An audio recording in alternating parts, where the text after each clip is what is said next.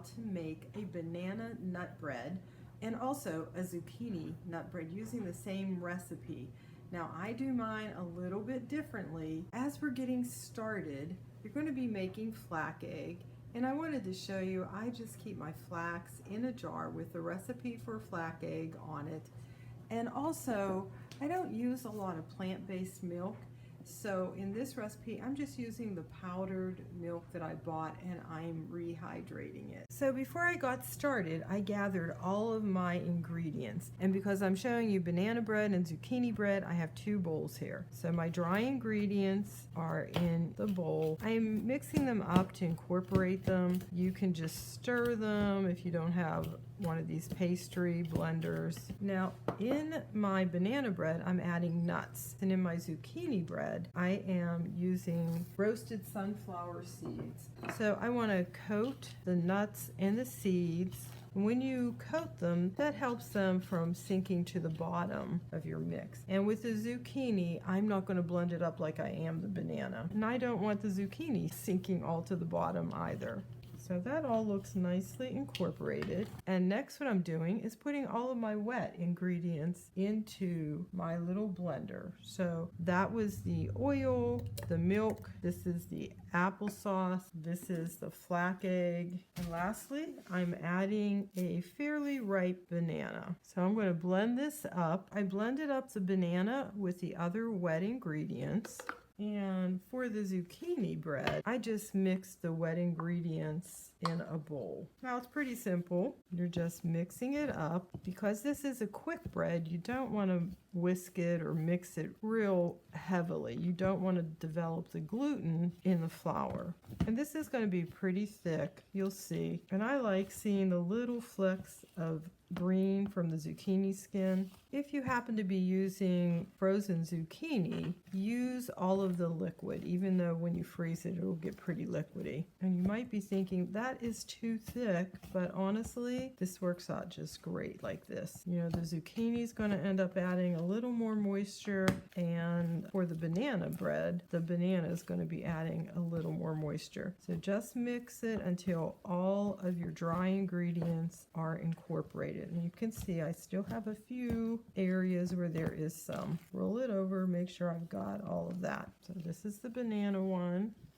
Because the banana's been liquefied, you'll see this is a little bit thinner than the zucchini, but they both are going to end up turning out the same somehow. Again, here's the banana one. I want to make sure I've incorporated all the flour before I put it in my baking dish. Now I do mine a little bit differently. I bake it in a 8x8 or 9-inch square pan, whichever one that you have, and I put a crumbly topping on it. So this is not as thick as a usual slice of banana bread, but it gives you all of that flavor, plus every single bite gets some of that yummy, yummy crunch on top. Okay, that's all mixed, and I will show you it in the baking dish. I want you to see just how thick this is, and I'm spreading it into my baking dishes, which have been sprayed with cooking spray. You can see this is going to be quite thin. It's going to be more like a bar cookie, but it really ends up tasting just like a banana bread or zucchini bread. And again, my family really likes a crumbly top on it,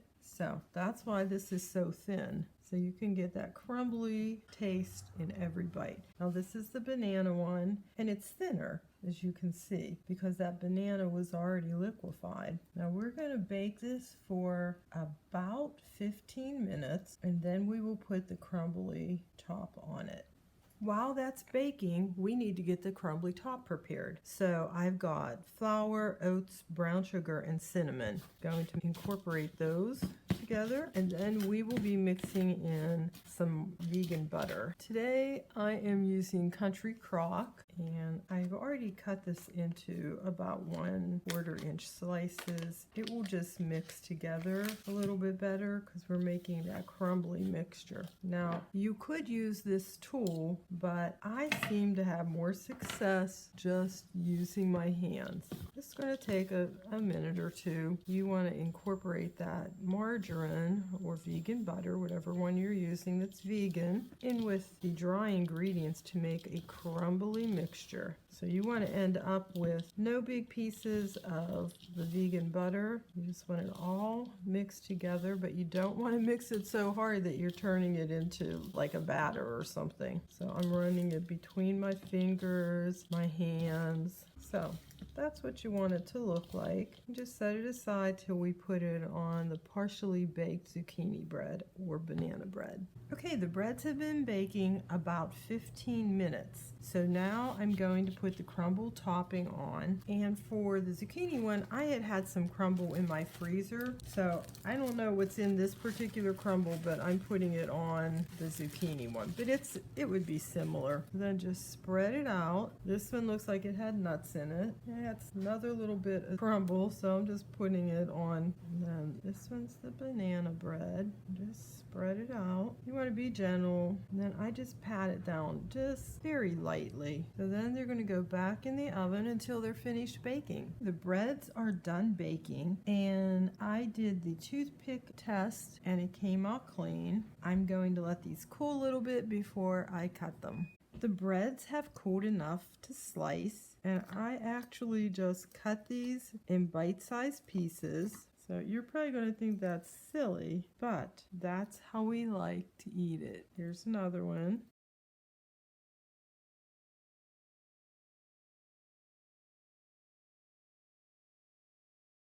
This one's the zucchini, and you can see the little flecks of zucchini in it. This is how I cut it in very small pieces so that it's easy to just grab a piece and go. So to taste it for you, you can see the crumble on top. It's nice and moist, stays together. Just pulled a little piece off. It's so good. That's all I can say. It's so good. The crunchy top, the oatmeal, the buttery taste with that, it's perfect. Peace out. See you next week.